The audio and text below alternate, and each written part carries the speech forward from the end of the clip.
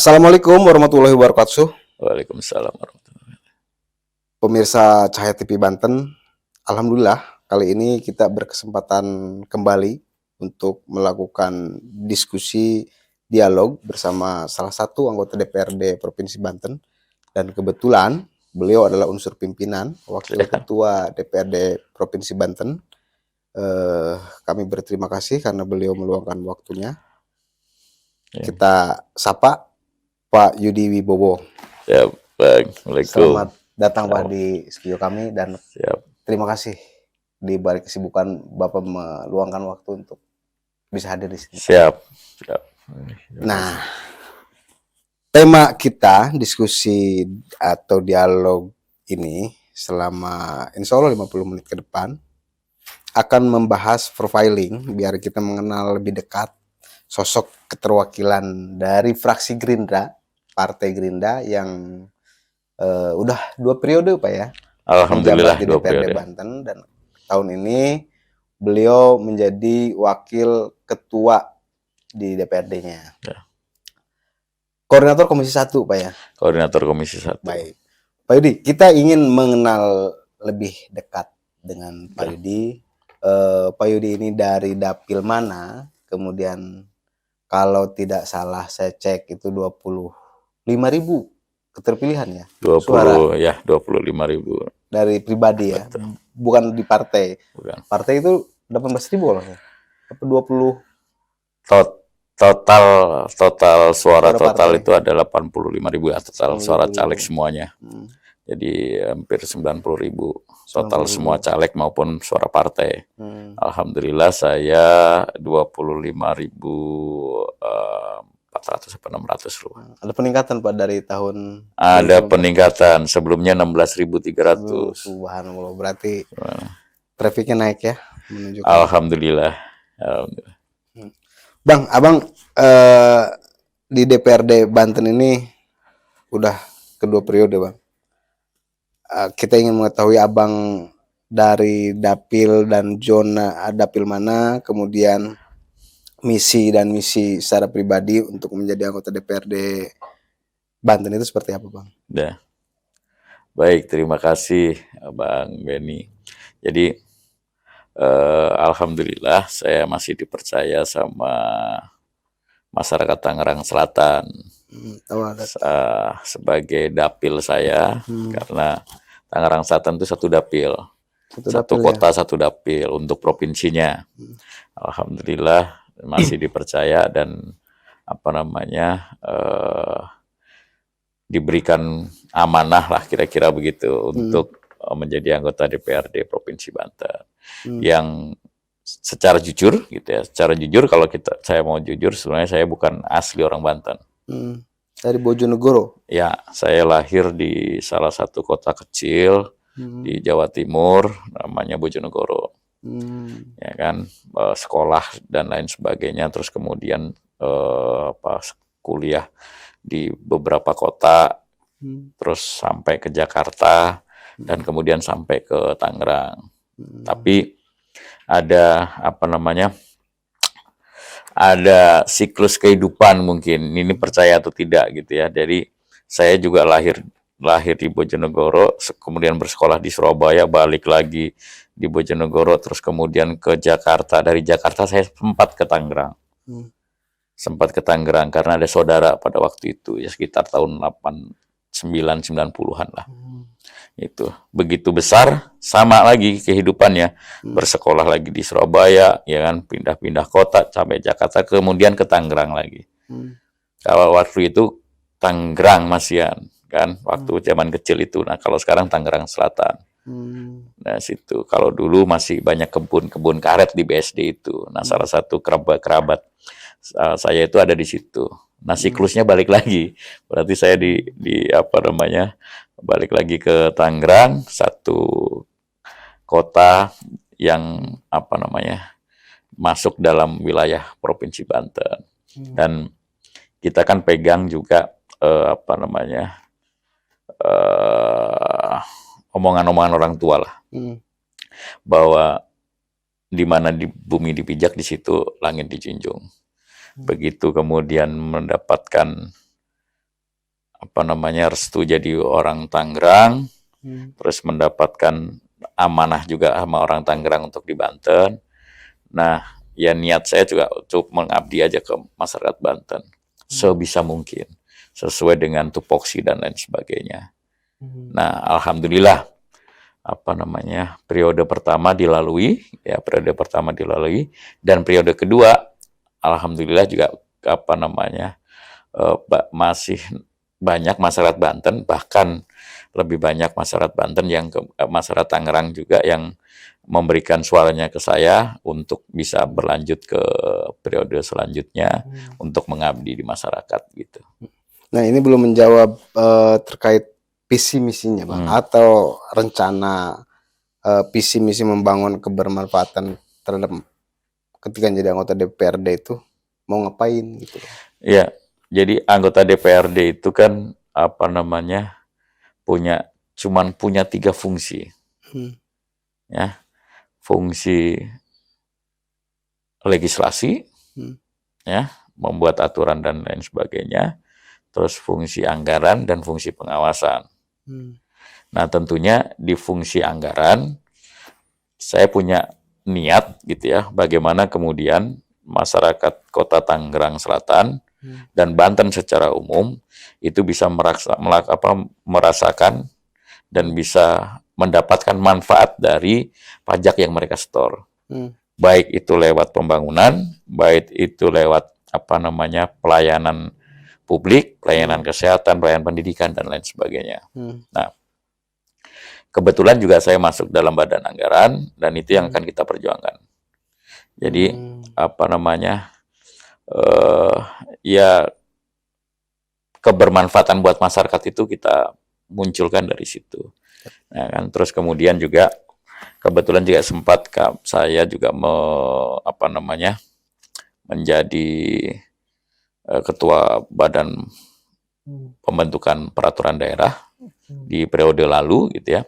Ada beberapa perda yang kita kita telurkan dan kita sahkan pada waktu itu. Ya banyak sekali, ada perda pesantren, ada perda pendidikan Pancasila dan lain sebagainya, yang kita berharap bahwa itu sebagai aturan yang memayungi secara hukum itu masyarakat Banten untuk beraktivitas gitu ya.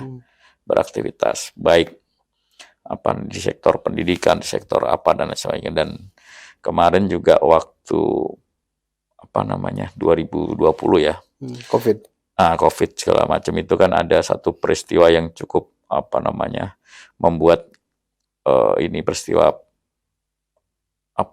Bank Banten finansial yang anjlok, dan itu cukup membuat pemerintahan pusat juga memfokuskan diri juga untuk penyelamatan itu. Dan alhamdulillah bersama teman-teman yang lain gitu ya, teman-teman anggota komisi, baik anggota pansus dan lain sebagainya, kita juga sudah membuat satu peraturan sehingga Bank Banten bisa diselamatkan. Kalau di periode pertama Abang di komisi berapa, Bang? 2,5 tahun pertama komisi 3. Terus kemudian 2,5 tahun selanjutnya di komisi 4. Sekarang di komisi 4 lagi. Sekarang di komisi 1, koordinator komisi 1. Ya. Nah, saya baca juga profiling Bang Yudi ini aktivis, terus banyak menjabat sebagai ketua dari mahasiswa, ketua organisasi-organisasi di kemahasiswaan begitu. Jadi ngeri-ngeri sedap sebenarnya. Saya nggak mau agak keras karena lembut-lembut gini profilingnya, wah, ketua-ketua organisasi, wah banyak beliau ini. Artinya makanya tadi wah nggak bisa, saya keras-keras. Nah Bang, persoalan mendasar itu kalau berbicara setelah jadi anggota DPRD itu persoalan dapil. Abang baru selesai minggu lalu melakukan reses di dapil Abang tentunya. Nah kita ingin tahu sebenarnya, karena Tangerang Selatan ini menurut saya adalah daerah yang di Provinsi Banten yang sangat berkembang. Kalau di dapil-dapil lain tuh Bang, di dapil-dapil Lebak Selatan, daerah Serang, itu banyak keluhan masyarakat. Hmm. Di Tangerang Selatan itu di Dapil Abang itu ada keluhan nggak sih Bang masyarakat dapilnya? Ada lah. Keluhannya kan Ada lah, mereka semua udah masyarakat maju pasti Bang, punya. udah Jadi berkembang pesat. Tangerang Selatan Keluhannya apa ya? secara apa namanya demografi ya, apa namanya masyarakatnya juga eh, heterogen. Hmm. Terus kemudian tingkat pendidikannya juga lumayan tinggi. Terus tingkat ekonominya juga oke lah ya, ada. Tapi masih banyak juga masyarakat Tangerang Selatan yang masih di apa namanya bawah garis kemiskinan, karena di Tangerang Selatan masih ditemukan juga gitu ya, masih ditemukan juga anak-anak yang stunting, yang kurang gizi, anak putus sekolah dan lain Ada sebagainya. Bang ya? Sama lah Pak, sama. Masih ada ya? Masih sama lah. Yang Dan dibilang kemiskinan ekstrim itu ada juga? Ada datanya ada. ada. Apa stunting itu masih Walaupun ada. presentasinya pasti Presentasinya kecil. kecil sekali gitu kan. Nah, kalau mau jujur juga Tangerang Selatan itu kan berkembang karena adanya sektor swasta yang cukup mendominasi ya, baik sektor perumahan dan lain sebagainya gitu kan. Itu yang juga mendongkrak apa namanya perekonomian di Tangerang Selatan, sehingga IPM-nya juga lumayan tinggi dibanding dengan daerah Banten yang lain. Terus kemudian juga pendapatan asli daerahnya juga lumayan besar gitu kan. Nah, tapi problem-problem masyarakat klasik misalnya masalah pelayanan publik, ya, pelayanan kesehatan, terus kemudian masalah pendidikan, masuk anak sekolah, terus problem juga misalnya lingkungan, apa namanya banjir, macet gitu ya. Terus kemudian apa masalah sampah, itu masih banyak yang mendominasi lah di Tangerang Selatan. Dan di reses itu juga kebanyakan apa muncul di situ juga. Jadi apa problem klasik tiap tahun anak masuk sekolah, ya. Jadi keterbatasan sekolah negeri lah ya. Karena kan semuanya pingin masuk sekolah negeri karena sekolah negeri katanya gratis dan lain sebagainya begitu kan, sehingga berbondong-bondong masuk sekolah negeri. Maksudnya ya gratis ini kan bisa kita apa namanya apa yang gratis, ketika saya tanya ke mereka segala macamnya gitu ya. Ya gratis misalnya iuran bulanan. Tapi SPP. ada beberapa sekolah yang misalnya masih mengharuskan buku bayar apa segala macamnya begitu-begitu kan. Nah, konsepsi gratis itu makanya banyak dipertanyakan dan banyak menjadi diskursus ya, perdebatan di tingkat masyarakat kan begitu. Banyak yang laporan kita, Pak katanya gratis segalanya, tapi buku saya harus bayar. Faktanya memang yang saya alamin juga ya. Sekolah negeri itu nggak full 100% gratis kok. Masih ada iuran-iuran walaupun mereka udah dapat BOSDA. Terus apalagi ya swasta nggak usah diomong lah ya. Nah artinya ini juga menjadi persoalan Pak ya. Terkait pendidikan sekolah gratis itu juga menjadi harus di Tangsel terutama wilayah perkotaan itu menjadi juga masalah. Dikirain kalau di Tangsel itu udahlah sekolah mah kita harus bayar. Kecuali kami nih, misalkan kita yang berada di pelosok daerah, bicara pendidikan itu sangat menginginkan untuk gratis, benar-benar gratis. Iya, makanya kan kadang-kadang juga kalau kita ngobrol dengan praktisi pendidikan misalnya, gratis itu kan ada beberapa hal gitu. Itu apakah untuk operasional individual apa dan segala macam. Nah kalau misalnya seragam itu kan individual, nggak mungkin. Itu kalau gratis misalnya di apa namanya tataran SPP dan lain sebagainya, nah itu wilayah pemerintah. Ada beberapa hal yang begitu. Detailnya saya agak lupa gitu ya, karena beberapa kali berbicara dengan praktisi pendidikan begitu. Jadi memang wajar ketika kemudian ya apa ketika ada ya peluang gitu ya, misalnya LKS atau apa begitu yang harus bayar atau apa segala macamnya begitu kan. Itu jadi peluang ada tetap masyarakat juga mesti harus bayar. Mesti harus beli, harus penuhin begitu. Jadi itu nggak bisa dihindari ya. Nah, Nggak bisa kemudian dihindari. persoalan layanan kesehatan, Bang. Layanan kesehatan, gizi buruk, kalau kemacetan oke lah, oke. Lantas apa sih misalkan yang sudah dirasakan oleh masyarakat di Tangerang Selatan, peran dari adanya keterwakilan anggota DPRD di Provinsi Banten? Ya, apa ya? Belum terlalu banyak lah. Belum terlalu banyak. Saya tuh kalau reses, kalau ketemu sama masyarakat, saya selalu tanya begini, Bapak Ibu itu orang Banten apa orang Jakarta? Tuh. Mereka bilang orang Banten. Orang Banten. Mereka sadar mereka orang Banten. Tapi beraktivitas semuanya masih di Jakarta. Terus standar hidup, standar apa namanya, keinginan mereka juga sama dengan orang-orang di Jakarta. Gitu. Bagaimana kemudian di Jakarta ada KJP, ada apa dan lain sebagainya, mereka pingin seperti itu juga. Gitu ya. Jadi ketika kita tanya misalnya Bapak Ibu sering ke Serang segala macam, ya hampir sebulan 2 bulan sekali belum tentu mereka ke Serang. Gitu ya. Terus apa namanya? Nah, kesadaran itu yang belum ini, dan kami gitu ya, ada 11 anggota DPRD provinsi. Yang dari Tangsel. Ada yang dari Tangsel, itu 12 yang dari kan kita ini kan apa namanya?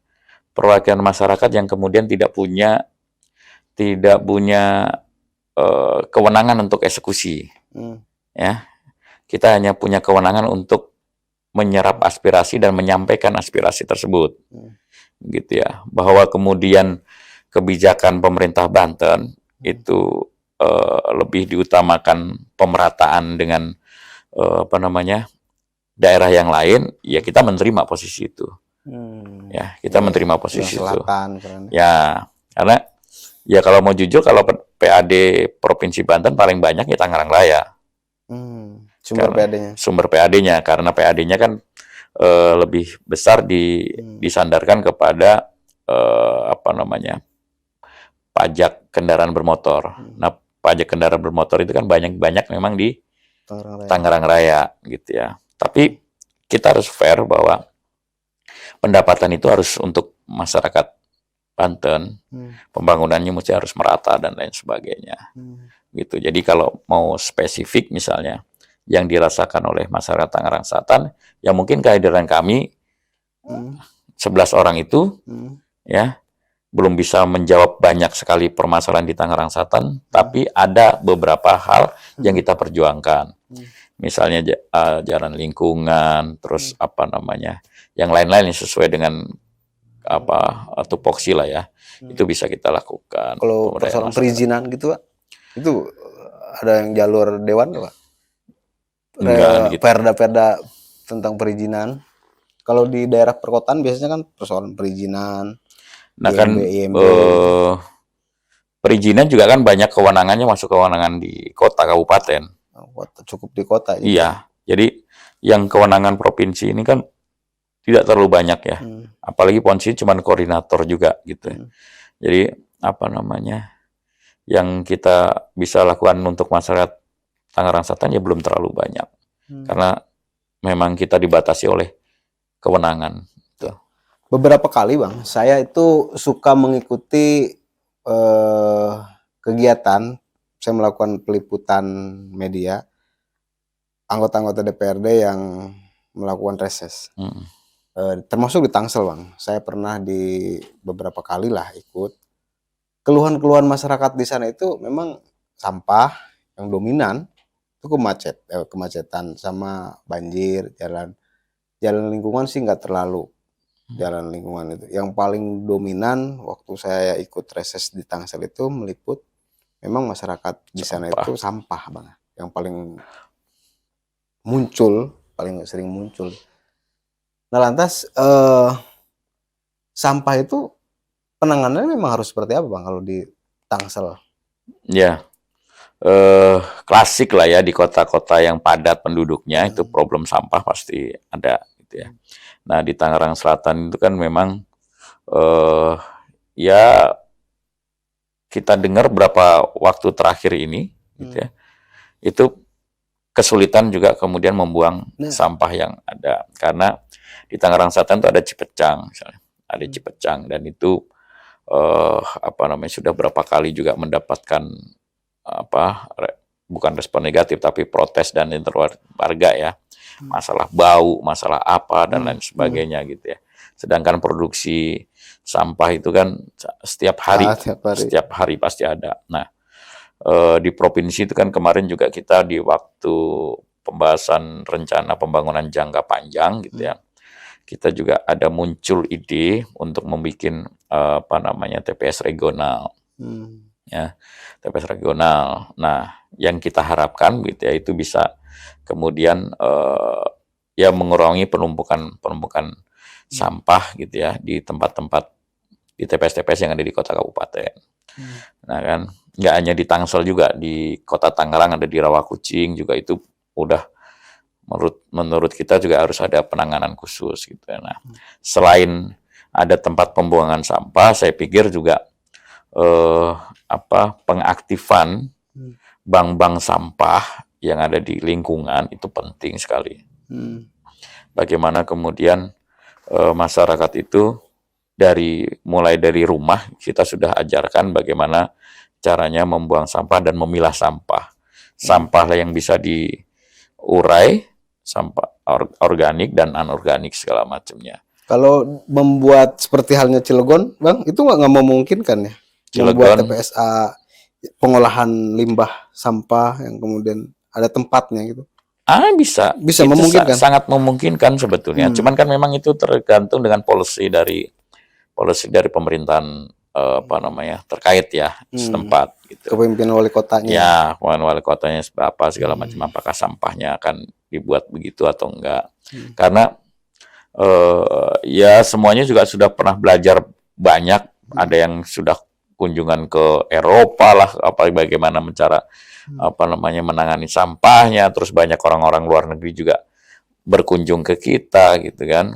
Tapi sampai saat ini belum ada, Bang. Di sana itu tempat pengolahan seperti halnya Cilegon. Belum ada, Daur ulang sampah itu belum. belum ada. Terus kemudian ada di beberapa kota ya yang Hmm. dijadikan apa konblok apa segala macam di Iya, Tangerang Selatan, setahu saya belum ada. belum ada ya. Setahu saya belum ada. Ada yang Nah, jadi. kemarin sempat kita ngobrol juga gitu ya. Ngobrol juga, kita tanya begitu. Hmm, Kita sudah mulai Pak untuk memilah sampah hmm, ya dari rumah, organik dan hmm, anorganik gitu ya.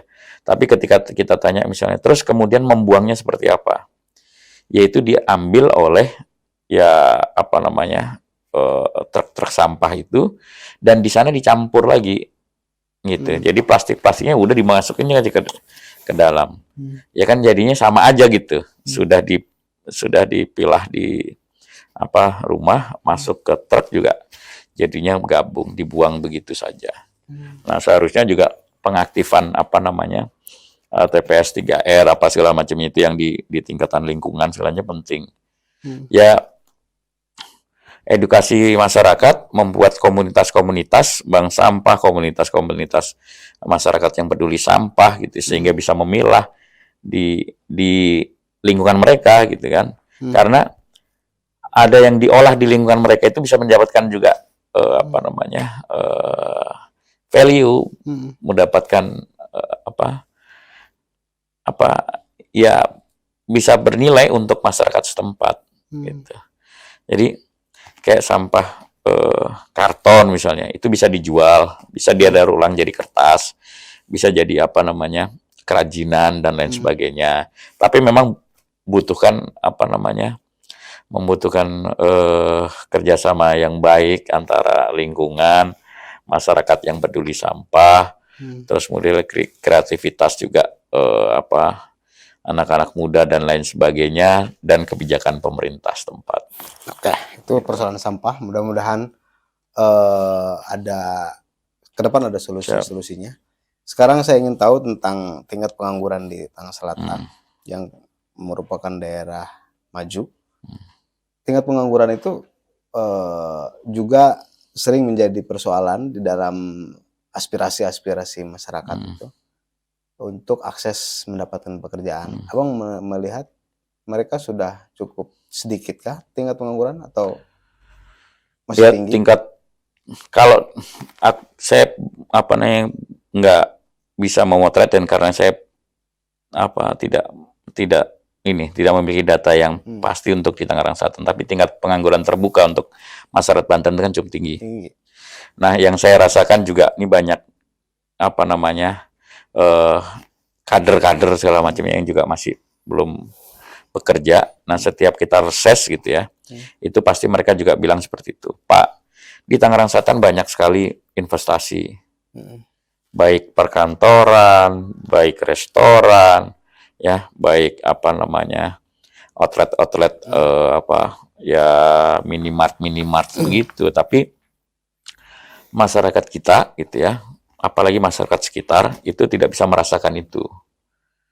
Ya, tidak bisa merasakan mereka bisa bekerja di sana karena kan mall juga banyak di Tangerang Selatan, bahkan bertumbuh terus, hotel juga bertumbuh terus gitu ya, tapi belum anggap itu. Nah, problemnya memang yang saya lihat antara tingkat pendidikan ya atau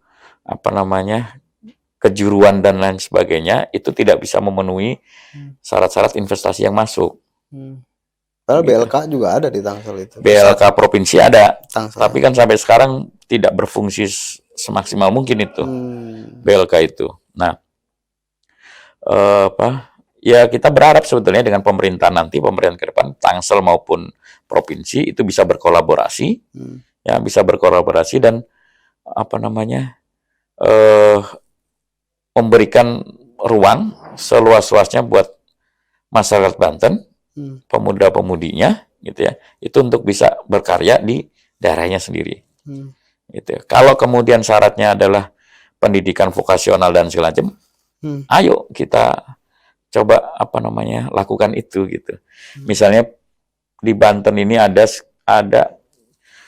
sekarang investasi yang masuk ya dalam triwulan ke berapa nih, triwulan ke-3 kalau nggak salah, itu sudah melebihi target provinsi. Target provinsi itu 60 triliun kalau nggak salah. Nah, ini sudah sampai 80 triliun investasi masuk. Ya, investasi masuk. Tapi kalau kemudian investasi masuknya katakanlah misalnya pabrik, mobil dan lain sebagainya, tapi tenaga kerjanya tidak seiringan itu kan agak repot juga gitu. Ada yang salah berarti investasi. Ada yang salah bukan begitu. Nah, ini harus berjalan seiringan. Nah, yang terjadi memang selama ini begitu. Kayak di Tangerang Selatan sendiri banyak hotel, berdiri mall dan lain sebagainya. Ya menurut saya tingkat sekolah-sekolah kejuruan, ya, sekolah kejuruan akuntansi, sekolah kejuruan pariwisata, sekolah kejuruan masalah masak memasak dan lain sebagainya itu mesti harus ada. Barista gitu ya, karena banyak bermunculan kafe-kafe gitu. Nah, kalaupun memang menjawab itu ya sudah BLK bermain. Ya kan? Jadi kurang optimal ya peran BLK itu, Bang. BLK itu setahu saya punya provinsi. Tuh.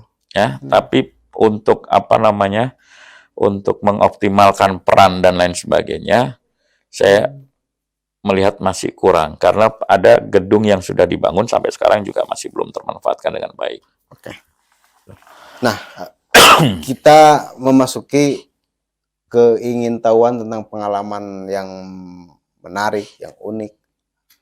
Ketika menjadi anggota DPRD, saya rasa banyak sekali tuh berhadapan dengan masyarakat. Mungkin juga masyarakat yang langsung meminta langsung ya banyak sekali lah. Apa sih Bang bisa menceritakan ke kita Bang pengalaman-pengalaman yang Abang lalui selama menjadi anggota DPRD Banten, terutama saat berhadapan dengan masyarakat ataupun dengan kebijakan-kebijakan di legislatif, di pemerintah yang kemudian wah mentok nih, aspirasi tidak bisa diperjuangkan. Apa Bang pengalaman? Iya, seperti yang saya bilang tadi, kita ini kan cuma punya 3 fungsi gitu ya. Nah, fungsi yang lain kan kita nggak punya, eksekusi juga kita nggak punya. Nah, tapi di depan masyarakat kita itu dianggap sebagai dewa. Iya. Ya kan, apapun harus kalau bisa. Sudah Pak Dewan pasti bisa lah. Iya. Ya kan? Iya. Mau nitip anak sekolah, mau nitip anak kerja dan lain sebagainya itu Pak Pak Dewan Dewan. oke lah gitu. Apalagi kan uniknya kalau jadi Dewan itu eh, semua urusan di kita. Ya, tadi saya bilang bahwa ini kayak malaikat, kayak dewa gitu ya. Mulai dari anak lahir, Pak ya, Dewan. Pak Dewan. Terus kemudian anaknya sekolah, Pak Dewan. Tolong Pak Dewan. Terus anaknya sunat, anaknya Tolong Pak Dewan. nikah gitu ya. Iya. Anaknya nikah, punya anak lagi segala macam, oke lah Pak Dewan lah. Berarti cocoknya Bang, N-nya dihilangin. Dewa, Dewa. perwakilan Jadi rakyat. dewa. Itu Dewa. cocok kayaknya itu Bang ya. Tapi itu unik, masyarakat kita unik apa namanya dan apa makanya kalau kita jadi dewan ya jangan alergi dengan seperti itu. Emang masyarakat kita begitu. Kalau kita jelaskan masalah fungsi dan tugas pokok dan dewan dan selanjutnya mereka nggak mau tahu. Nggak mau tahu. Ya mesti setahu mereka kalau Pak Dewan ya udah bisa. Dan begini, saya bisa rasa begitu, itu bisa terjadi begitu, bukan hanya di Banten, di seluruh di Indonesia, seluruh ya, Pak ya. Indonesia. Bahwa anggota DPRD itu adalah Ya. konotasi masyarakat itu yang Ya, bisa dewa. diminta tolong. Mungkin karena memang masyarakat pernah memilih itu kali ya. Nggak bisa merubah mindset bahwa yang lain-lain dan sebagainya, bahwa anggota dewan adalah bukan dewa. Ya. Itu ya pengalaman-pengalaman itu masih sampai hari ini Pak ya? Sampai hari ini ya sebisa mungkin itu tidak bisa kita hindari. Tapi sebisa mungkin kita juga memberikan pemahaman ke mereka gitu ya. Ya kan urusan PPDB ini kan sekarang online semua kan, bukan urusan kita gitu loh. Jadi urusan juga PNS segala macam itu kan semuanya sudah mungkin iya zaman dulu ya mungkin, tapi kan kalau sekarang itu yang lagi booming. P3K juga banyak diminta. P3 ada juga yang apa namanya ya datang apa segala macamnya Pak begini ya, tergantung kita menanggapinya seperti apa.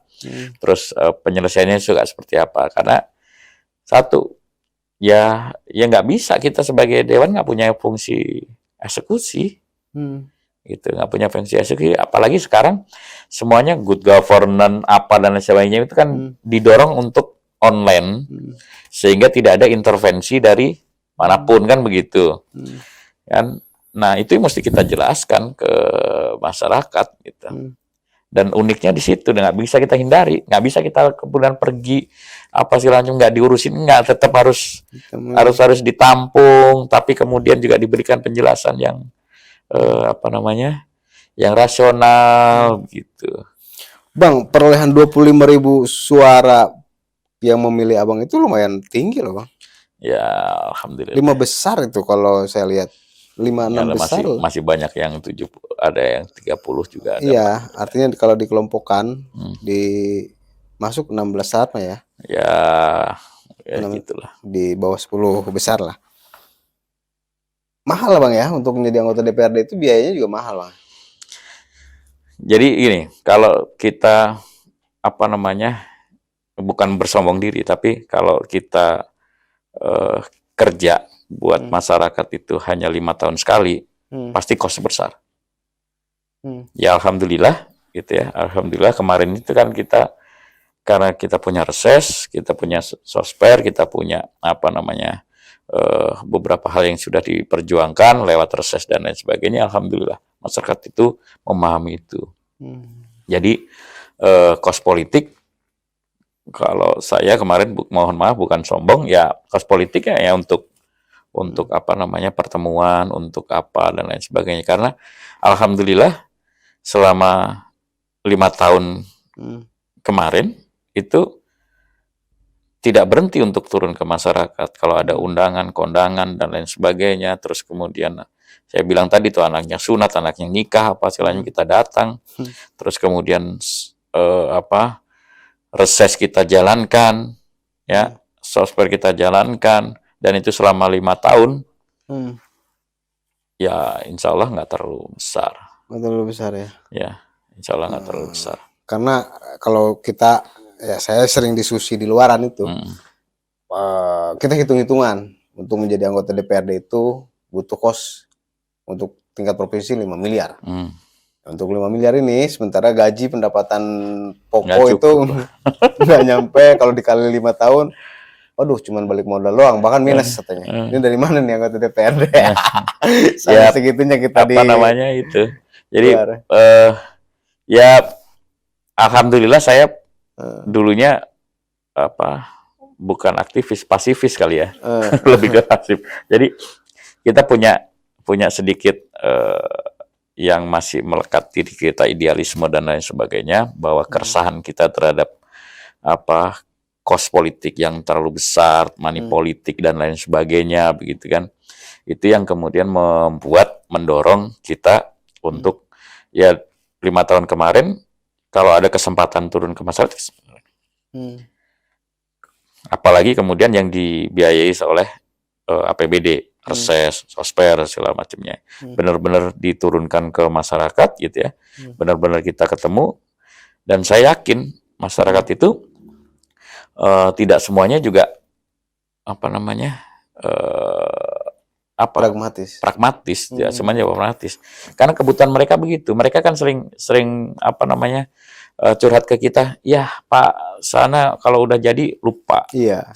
Gitu. Kalau Judahadi nggak pernah Ya udah datang bayarin lagi. aja dari sekarang. Ya, karena kalau dihitung gitu ya, kalau dihitung misalnya, kalau dihitung dikalkulasi ya orang teman-teman kadang-kadang daripada ngurusin tadi tuh, ngurusin anak lahiran apa segala macam, ya mending 5 tahun sekali gitu. Mending 5 Langsung tahun sawer. sekali. Nah, gitu. Tapi kan kita punya apa namanya sedikit idealisme yang masih melekat di kita, bahwa problem money politik menurut kita juga ya merusak demokrasi gitu ya. Sebisa mungkin yang kita lakukan selama jadi anggota dewan yaitu tadi balik lagi ke masyarakat. Gitu. Bang, sekarang Abang menjadi koordinator Komisi 1. Kemudian di Banang. Di Banang anggota Bang ya. Komisi 1 itu pemerintahan ya. Bidang pemerintahan. Ya. Nah, bisa dijelaskan Bang, Komisi 1 itu apa saja tugas, fungsi, kemudian instansi yang menjadi kewenangan itu mana aja Bang? Ya, terutama di pemerintahannya ya. Karena ada misalnya kita itu punya DPMPTSP. Badan. Apa namanya? Punya Penanaman mitra modal. kerja ya, penanaman modal. Nah, kita di penanaman modal itu di struktur pemerintahannya bukan di hasil investasi dan lain sebagainya ya. Karena dia hanya mengurusi di pelayanan publiknya kalau Komisi 1. Terus kita punya di BKD, di Kesbangpol misalnya. Terus Sekwan juga jadi mitra kerja Komisi 1 gitu kan. Terus BKD ya, Badan Kepegawaian segala macamnya, terus inspektorat dan lain, hanya mengurusin kebanyakan di pemerintahan. Nah, nggak seperti yang lain-lain. Kalau mau orientasi apa segalanya, kadang-kadang memang teman-teman kalau mau orientasi yang lainnya itu nggak mau di Komisi 1. Gitu. Nah, titik lemah. Sebenarnya kan kalau memang inspektorat ini menjadi bagian dari mitra kerja, inspektorat ini juga memiliki peran yang luar biasa untuk melakukan audit jika terjadi penyimpangan audit internal, penggunaan anggaran. Apa sih Bang yang menurut Abang ini Banten pemerintahan, kemudian manajemen, pengelolaan keuangan daerah, pemerintahan itu sudah, walaupun kita tahu bahwa udah BPKRI wajar tanpa WTP. Artinya sudah baguskah Bang? Ya tentunya tidak ada yang sempurna lah ya. Semuanya pasti proses berjalan, gitu ya. Proses berjalan. Tapi menurut saya sepakat. Jadi inspektorat itu memang benar-benar harus punya kekuatan begitu ya, untuk kemudian memberikan rules, memberikan pedoman bagi semua OPD, semua instansi agar kemudian melaksanakan peraturan perundang-undangan dengan benar. Hmm. Ya kan, sebelum kemudian masuk ke ranah BPK kan biasanya begitu. Jadi apa namanya inspektorat yang kemudian untuk bidang Pendampingan lah. keuangan dan lain sebagainya. Nah, terkadang kan juga apa namanya masih banyak juga temuan-temuan BPK. Berarti itu kan luput juga dari inspektorat. Ya, nah semua berjalan secara apa namanya normatif gitu ya, secara normatif. Dan saya pikir bahwa ke depan itu memang kalau kita mau ngomong keefektifan lembaga, keefektifan tupoksi kerja dan lain sebagainya, dengan memanfaatkan teknologi IT dan lain sebagainya itu mesti penting gitu. Karena menurut saya gini Bang, kalau Komisi 1 adalah membidangi inspektorat, pengawasan, tugasnya juga salah satunya adalah pengawasan, maka ketika terjadi korupsi, ada pejabat-pejabat yang melakukan korupsi atau anggota DPRD atau di lingkungan pemerintah, maka juga tidak luput dari peran pengawasan Komisi 1. Karena tugasnya adalah melakukan monitoring, controlling tadi. Artinya harus digencarkan gerakan-gerakan campaign anti korupsi dan pembinaan-pembinaan itu.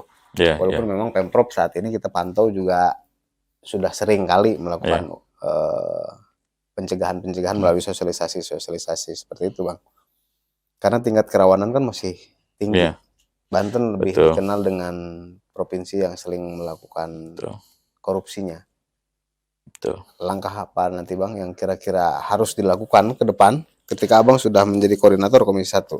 Ya, secara normatif itu mesti harus dilakukan. Tapi makanya memanfaatkan teknologi informasi menurut saya juga penting gitu ya. Bagaimana kemudian peluang-peluang korupsi gitu ya bisa diminimalisir ketika kita menggunakan teknologi yang ada sekarang gitu ya. Misalnya katakanlah kalau apa namanya pelaporan kegiatan, pelaporan apa dan segala macam itu masuk di teknologi kayak misalnya apa namanya e-katalog dan segala macam. Kita beli barang harus pakai e-katalog, ya kan? Terus kemudian bagaimana kemudian penyedia barang itu harus memenuhi syarat-syarat di e-katalog dan lain sebagainya. Walaupun masih bisa juga ada korupsi di situ gitu, tapi meminimalisir itu harus ada. Jadi tidak hanya kemudian membuat sosialisasi dan lain sebagainya, tapi harus merampingkan fungsi pelaporan, fungsi apa dan sebagainya lewat teknologi. Karena menurut saya, jadi memanfaatkan teknologi itu bukan hanya sekedar sosialisasi. Dan sekarang udah berlaku Bang ya, udah sedikit mulai aplikasi sistem-sistem digital itu sudah mulai diterapkan sebenarnya. Ya sudah mulai diterapkan. Ya makanya saya bilang kalau sempurna ya kita belum sempurna lah semuanya. Dan di digital itu juga akan masih mempunyai kelemahan juga gitu ya. Nah itu saya yakin dan ke depan itu bisa dilakukan gitu ya untuk memperbarui sistem-sistem dan lain sebagainya. Gitu. Karena aplikasi kalau saya lihat website di Pemprov itu sistem aplikasi udah banyak Bang. Bahkan sekarang ada informasi penambahan sistem aplikasi udah harus di stop karena udah terlalu banyak, tapi kemudian tidak terlalu efektif, tidak terlalu maksimal penggunaannya.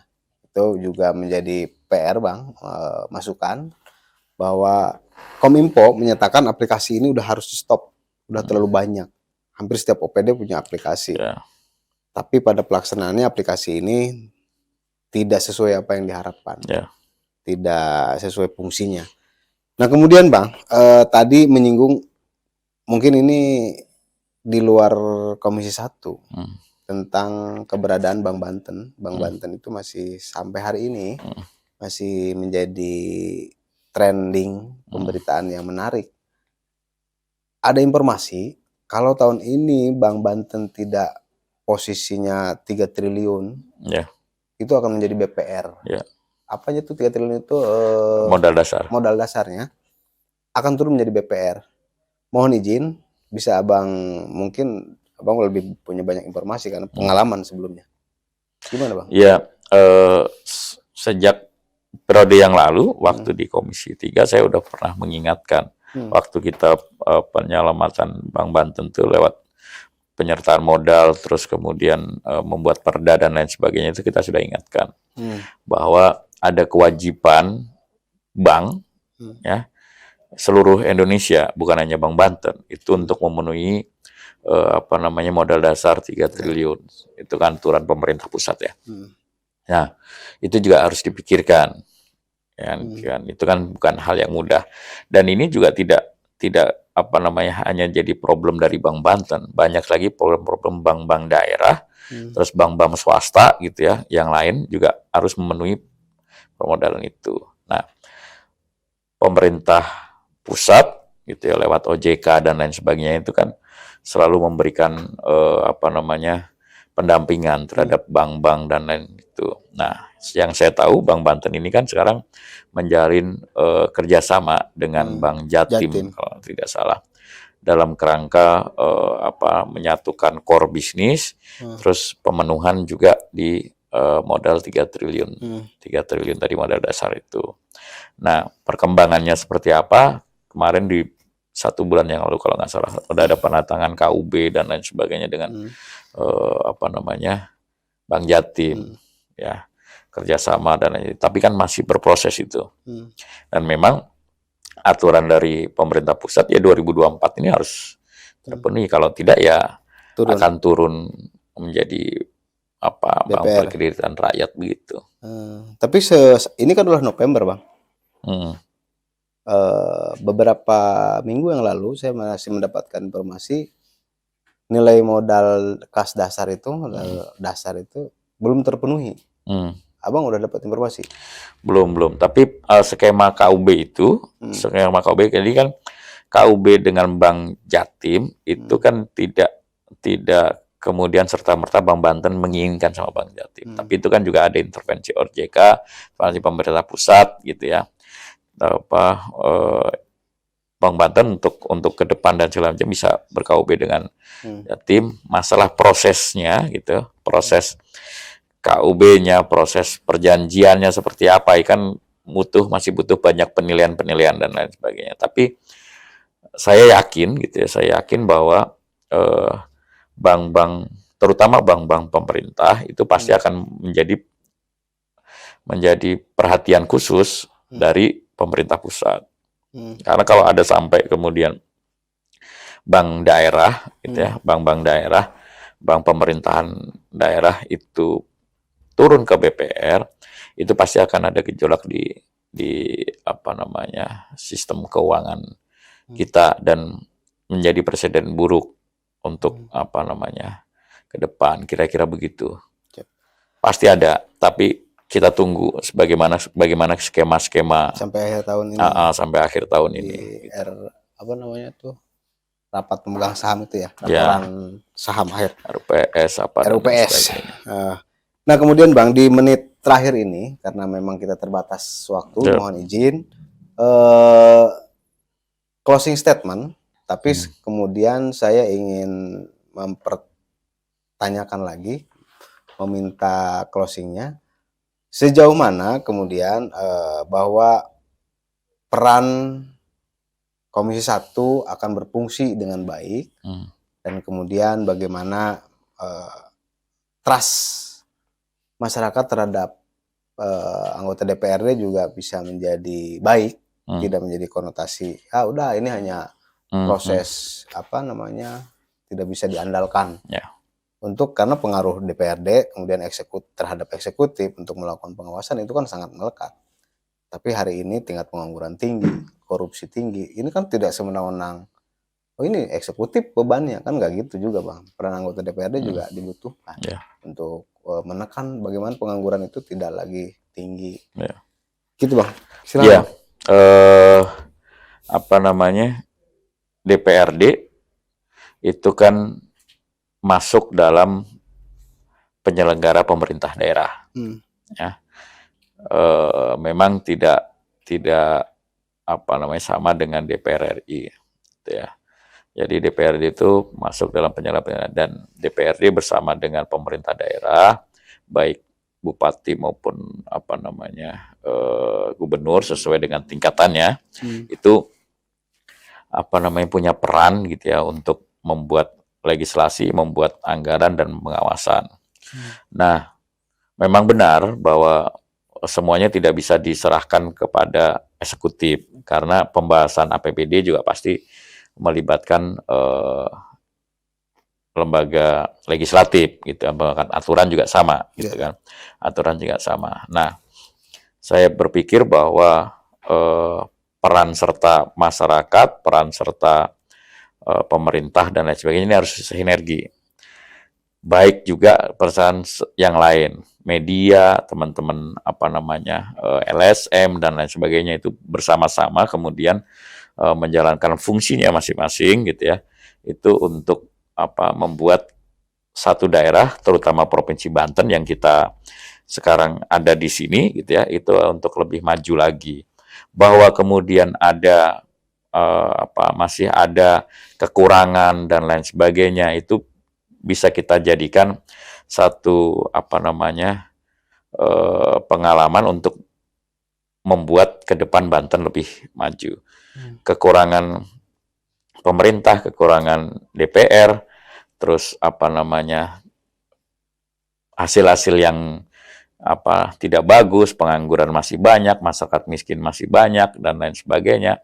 Itu jadi apa namanya? Jadi pemikiran kita bersama untuk bagaimana kemudian menghilangkan itu semua. Ya, bekerja sama antara LSM, antara masyarakat umum, antara DPR, antara apa namanya pemerintah provinsi dan lain sebagainya. Ya, karena kita juga punya keterbatasan. Keterbatasan kita ini kan kalau pemerintah itu kan pasti apa namanya akan melakukan kebijakan, akan melakukan dan lain sebagainya berdasarkan dari pendapatan daerah gitu ya. Nah, pendapatan daerah itu asalnya juga dari pajak masyarakat gitu kan. Nah, ini sinergi gitu ya. Jadi sinergi dan saya pikir ke depan itu tadi mesti harus ada kolaborasi yang efektif antara pemerintah eksekutif, legislatif, terus juga masyarakat lewat LSM, lewat apa dan lain sebagainya sama aparat penegak hukum. Karena apa namanya penting juga aparat penegak hukum untuk membuat rules kita supaya tidak keluar dari hal-hal yang tidak diinginkan, korupsi dan lain sebagainya, paling gitu. Ya, menghadapi nanti berbagai tantangan dan lain sebagainya. Bang Yudi, terima kasih atas kehadirannya dan atas waktu yang sudah diluangkan.